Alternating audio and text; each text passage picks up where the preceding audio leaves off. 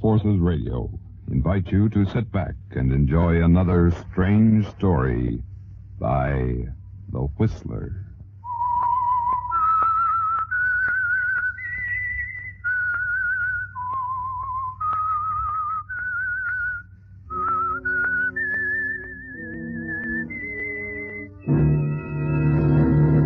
I am the Whistler, and I know many things, for I walk by night. I know many strange tales hidden in the hearts of men and women who have stepped into the shadows. Yes, I know the nameless terrors of which they dare not speak. And now, the Whistler's strange story, The Prosecutor.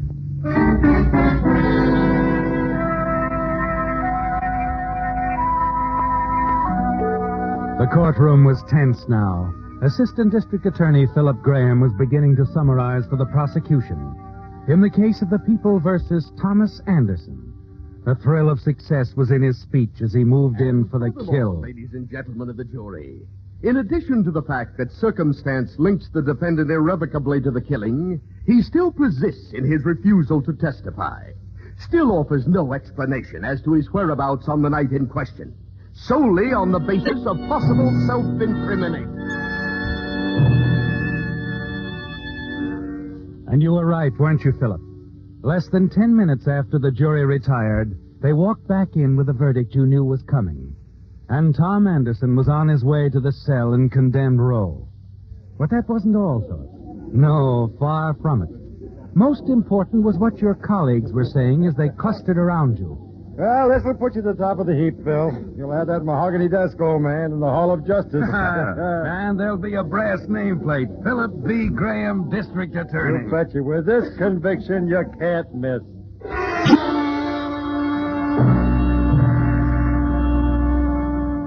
And they were right, weren't they, Philip? The voters made it official 2 weeks later. And only you know what kind of a job you really did. Yes. It isn't easy to convict a man when you know in your heart that he's completely innocent.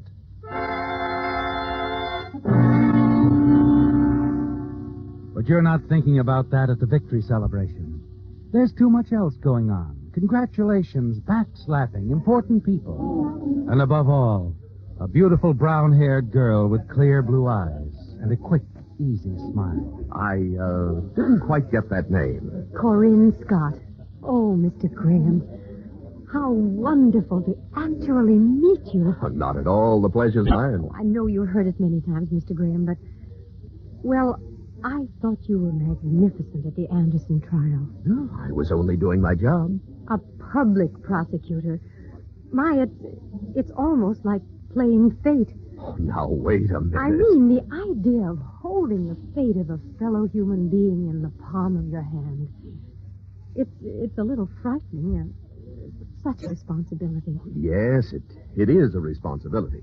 Of course, we make pretty certain of our facts before we step into a courtroom and start making accusations. Of course you do. Old American custom, you know. A man is innocent until proven guilty. But just think, Mr. Graham, in this case, the jury was about to let that killer go free.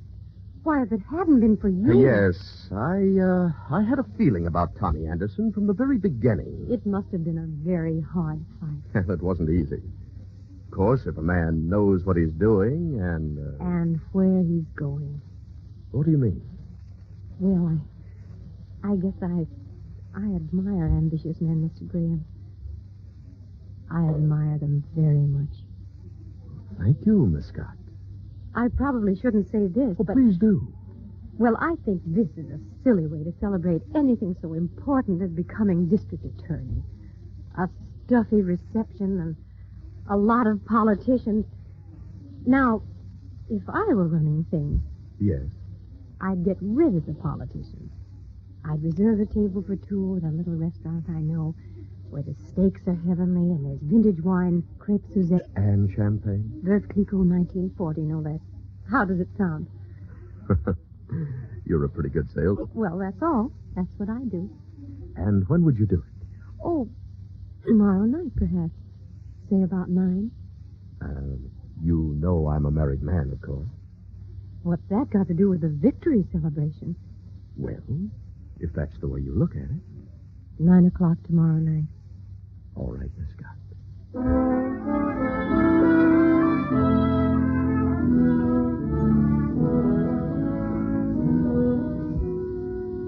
Philip, you know it's a foolish thing to do. But there's something in the way she looks up at you and smiles that makes it all sound very reasonable. And you forget about everything else. Your wife, your son David in medical school, his good friend, Professor Bentley, who thinks you're the greatest man who ever lived.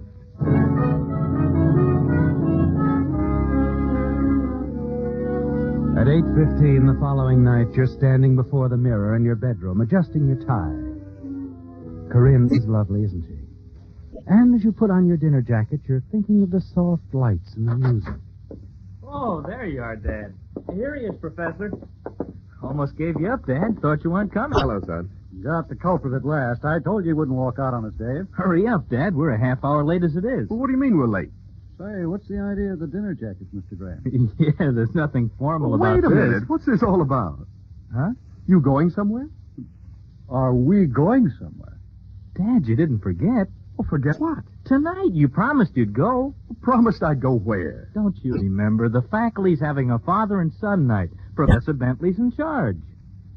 Good Lord, I did forget. Oh, I know, Mr. Graham. You're a busy man. Dad, you've never forgotten before.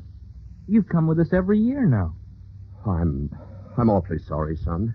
Professor, I just can't make it. What is it? Where are you going? Well, it's a committee dinner, son. Very important. I simply can't get out of it. But, Dad... I said I can't get out of it. Let it go at that, will you? All right, Dad. I'm sorry.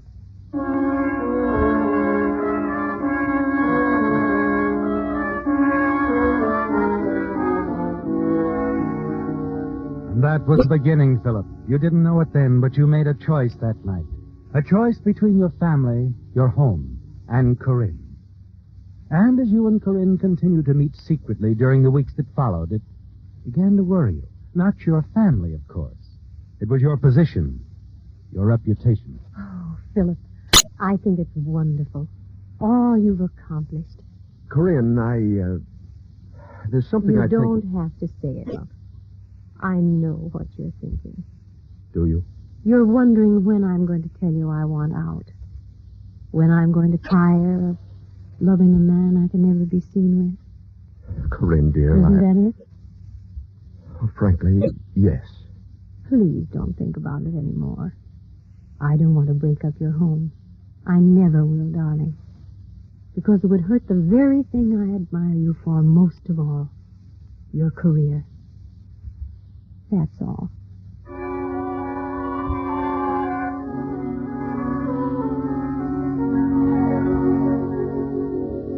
Well, Philip, you can have it all now. Your family, your career, and Corinne. She's right, isn't she? The one all-important thing in your life is that nameplate on your desk. Philip V. Graham, District Attorney. And you know now that you'll never have to choose between that and Corinne. And then one night, a few weeks later, you return unexpectedly from a business trip and decide to drop in to see her before going home. As you walk up the steps out of the porch, you hear voices. Disturbing voices. That is just the way I feel about it. You can't tell me everything's over between us. It's got to be over. I can't turn my love off just like that. As you grab the handle of the front door, a rage wells up inside you, gripping your stomach, rising in your throat and bursting in your brain like a shell. Open this door! Corinne! Corinne! Philip, why did you come here? Never mind that. Who are you talking Oh, to? Philip, be quiet. Don't lie to me. Where is he? Philip. Tell me I heard someone in here. Where's he hiding? Oh, please, Philip. Get out of my way! You step past her. The closet door is partly open. And as you walk toward it, Corinne steps to the light switch, and the room goes dark. Turn on that light. Oh, here you are. I knew it. As you struggle with him in the darkness, you realize he's too powerful for you. He forces you back against the table. Your hand lights on a heavy metal bookend. In a blind rage, you swing it high.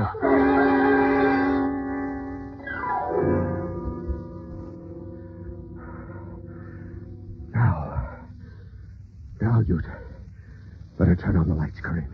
Philip. Hurry up. All right. Good Lord.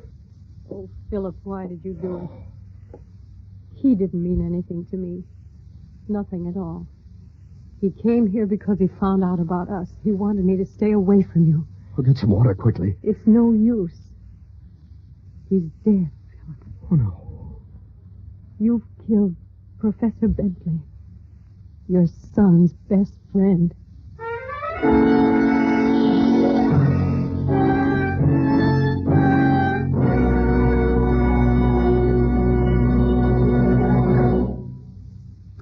This is Alfred Hotchkiss. Does the name Jean Nicot mean anything to you? Perhaps it should, and I shall tell you why. 400 years ago, Jean Nicot was a respected scholar and diplomat. He wrote many learned articles and compiled a dictionary of the French language. Quite appropriately, his own name came to be part of most later dictionaries. For you see, while Monsieur Nicot was serving as ambassador to Lisbon, he became fascinated by a strange plant that had been brought over from the new land of America.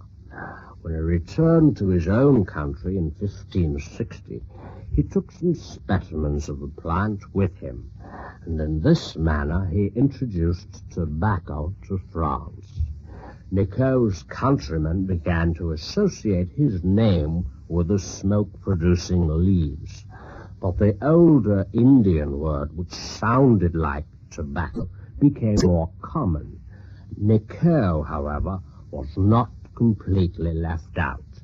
His name lives on in nicotine, the poisonous drug in the plant he introduced to France. So there you have the moral of my story. Beware of those who would name something after you. Should it be the wrong thing, you may find your good name poisoned.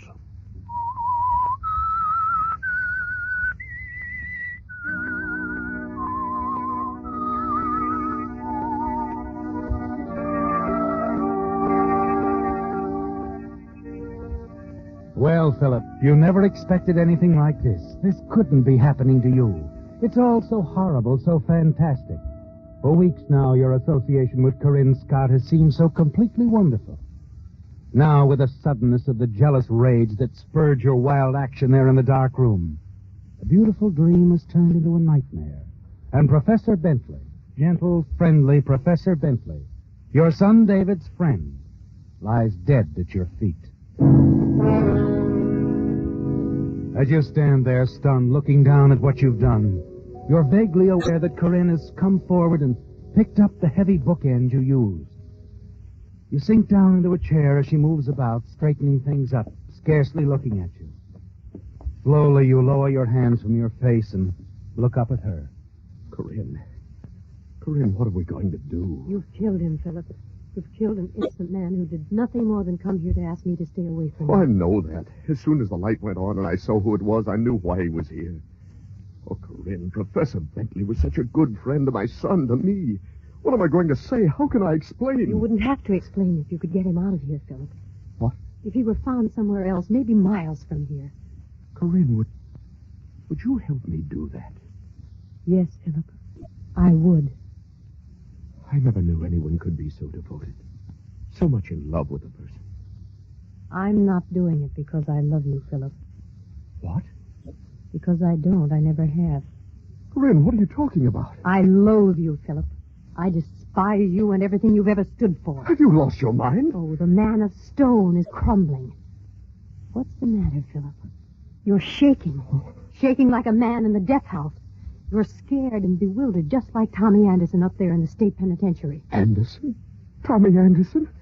What do you know about him? I know that he was innocent, Philip. And so do you. I know that you put him where he is in condemned row because it made you district attorney. I don't know what you're saying. And I don't see what it has to do with It has this. everything to do with this, Philip. Everything in the world. Because that's what Tommy Anderson means to me. What? I knew you'd be surprised. You see, Philip, you're not the prosecutor on the case anymore. I am. You mean you planned this? You got the professor No, here? not the professor. I had nothing to do with his coming here. I simply intended to involve you in a scandal, Philip. Or rather, a threatened scandal. And Then I was going to give you a choice. A choice of being ruined through disgrace. or of telling the truth about Tommy Anderson. Right? Exactly. Now you have two alternatives, Philip. You can either free Tommy or stand trial for murder. But it's impossible. I can't go back on what I've said about Anderson, not without... Not without admitting you produced false evidence against him. I'd be thrown out of office in 24 hours. Is that worse than the gas chamber? Is that the choice you're giving me, Corinne? That's it, Philip. You haven't long to make up your mind. The neighbors should be coming home any minute now. They might get curious if they saw a body being Don't carried talk out. about it. I'll do what you say, Corinne. Where's Professor Bentley's car? He said he parked in the next block. He didn't want to be seen. I'll go get it. I'll go with you. You don't have to. I'll come back. I'm sure you'll come back. Because, you see, while I straightened up around here, I hid that bookend. The one with your fingerprints all over it. Not missing a bit, are you? I can't afford to. Tommy Anderson's life depends on it. Shall we go?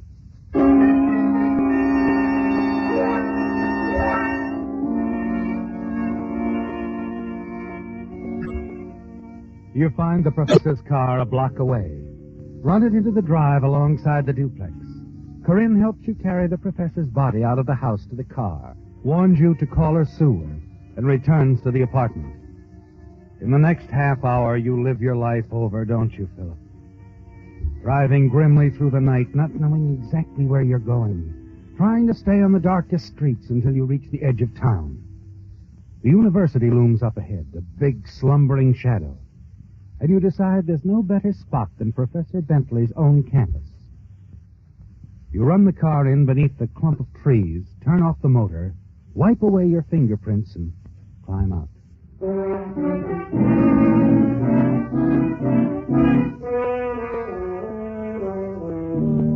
Some distance from the campus, you swing onto a trolley car and get off 20 minutes later and walk the few blocks to your home. Not much hope for sleep, is there, Philip? Nothing to do but wait for the axe to fall. The minute the morning papers hit the streets. X-ray paper, X-ray university, Professor Slade, X-ray.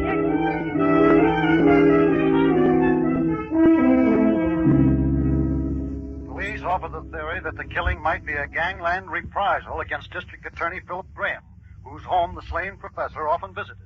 Recent efforts by the Graham regime to rid the city of gangster domination are known to have caused threatening talk in many quarters, a City Hall spokesman said today. While Graham himself could not be reached concerning his...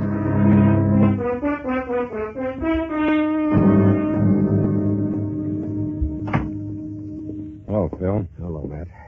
Anything new? Wish there was. The boys have been out at 48 hours now without arrest. You're not giving up, are you? You know me better than that. The day I give up, I'll resign as police commissioner. You know what the professor meant to you and your boy, Phil. We'll get the guy who did it if it takes us 20 years. Oh, just a second. Yeah. There's a Miss Scott calling, Mr. Graham. Wait a minute. I told her you were busy. She says it's quite important. All right, put her on. Hello, Philip? You called at a bad time. I'm busy with the police commissioner. Go ahead, Phil. Don't mind I'll me. be brief, Philip. I've waited 2 days now. That's all I intend to wait. I want a signed statement about Tommy. Look, I'll have to see you first. I told you I'm not going to wait any longer. It had better be tonight. All right, tonight. 9 o'clock? Make it 10. All right, 10. And I wouldn't be late if I were you. No, of course. Goodbye. Appointments, favors, business as usual. What do they think I am, anyway? Tough on you, I know, Phil. Well, I better get back and see if the boys did anything with the one lead we've got. What's that? A girl? A girl? We think the professor had a date with a girl that night. Some dame who was paid to lure him into the trap. You mean on the campus? Nah, he wasn't killed on the campus. We knew that from the first. He was probably murdered in the girl's apartment. Oh. I see. We're checking every move he made that night. We'll find her, if she's alive. What do you mean by that? Well, she's a pretty important girl. To both our side and theirs. I wouldn't be surprised to find her in the river one of these mornings. I'll see you later, Phil.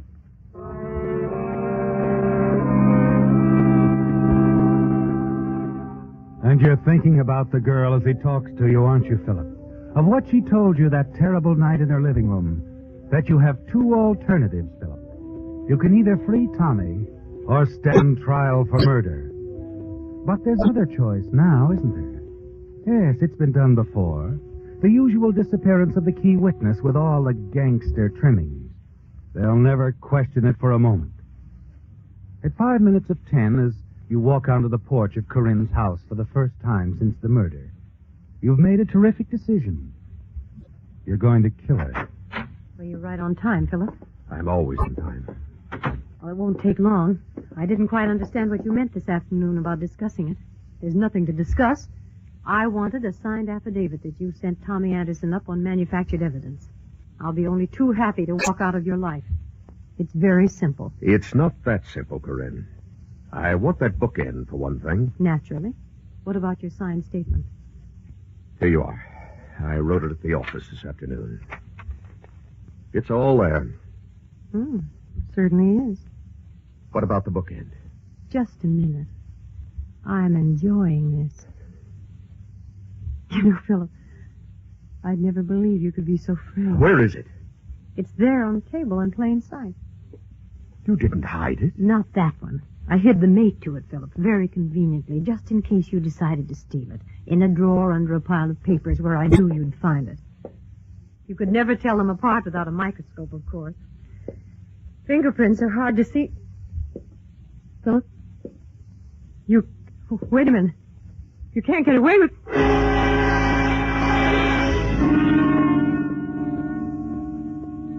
Sorry, Corinne. It's too bad you didn't realize there was a third choice.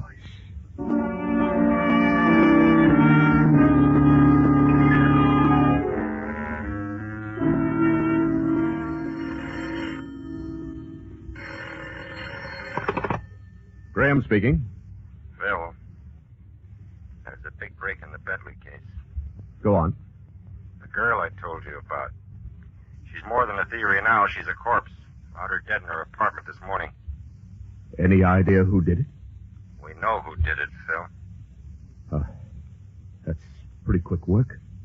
You want me to send a car for you? For me? I'm afraid so. Where are you? Her apartment. We've got the suspect here with us. Oh, you have him there? That's right. Oh, sure, Matt. Send a car. I'll be right over.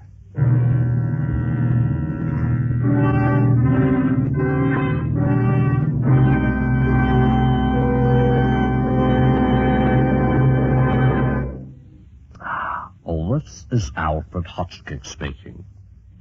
Once upon a time, there was an Apache named Oyafle. Freely translated, this means one who yawns. Obviously, this was not a proper name for a warrior who wished to strike terror in his opponents. So Oyafle, perhaps after consulting an early-day version of an actor's agent, selected a name which he felt was more appropriate. Soon, he was the terror of the Southwest. Throughout the area, people trembled with fear when they heard the name Geronimo. Years later, of course, Oyafle's nom de guerre came into different use. American parachutists added it to the English language when they cried Geronimo as they leaped from their planes.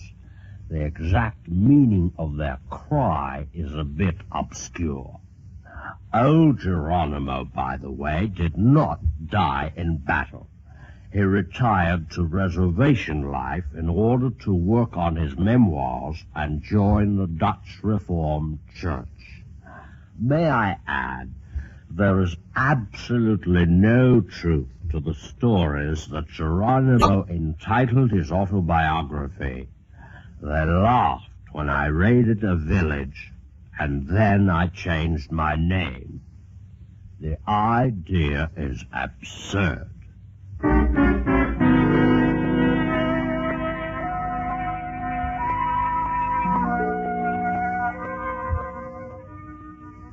Well, Philip, it was a terrible moment, wasn't it? Listening to Police Commissioner Matthews telling you over the telephone they knew who killed Corinne Scott, while your mind reached out frantically for some detail you might have overlooked. The bookend, the bottom of the river where it belonged, the affidavit, carefully burned after you left the apartment, fingerprints, tire tracks, witnesses. You'd been too careful for that. Then the wonderful words almost made your heart stop, that they had the suspect there with them. Someone else, Philip, had made a mistake, a staggering, wonderful mistake. The homicide squad is all over the apartment when you arrive. Well, glad you got here so soon, Phil. I dropped everything, of course. Where's the suspect? In the bedroom. You know, Phil, I wish there was some mistake about this. Huh? For the first time in my life, I wish I had nothing to do with cracking a case. What are you talking about? Bring him in here, boys. Matthews, what do you mean by that? I was hoping we'd be wrong. There's just no other answer. When a guy comes walking right out of the victim's house and can't tell why... David. Hello, Dad. He won't say a word. I was waiting for my father. She called me up early last night, Dad. She said she could tell me something about what happened to Professor Bentley. I came on over and she told me everything. I see. It sounded crazy. I told her it was a pack of lies. After I went home last night, I couldn't sleep. That's why I came back here this morning and... What did she tell you, David? I've said all I'm going to say. You know what that means, of course. I think so. Dad.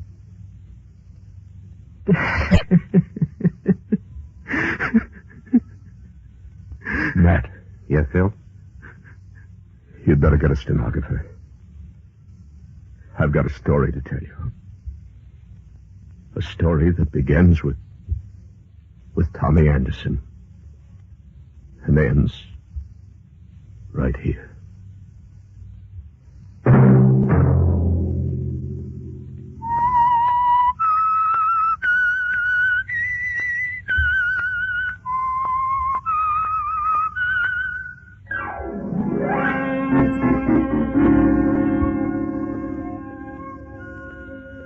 Featured in tonight's story were Bill Foreman as the Whistler, Frank Nelson, Jeanette Nolan, Bill Stratton Jr., Hal Gerard, and Herbert Litton. The Whistler was directed by George W. Allen, with story by Joel Malone, music by Wilbur Hatch, and was transmitted overseas by the Armed Forces Radio Service. The Whistler was entirely fictional, and all characters portrayed on the Whistler are fictional. Any similarity of names or resemblance to persons living or dead is purely coincidental.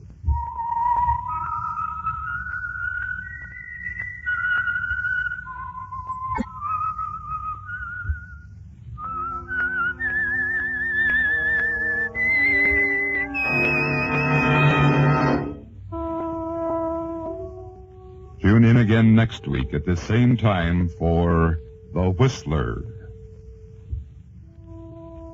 The Whistler has come to you through the worldwide facilities of the United States Armed Forces Radio and Television Service.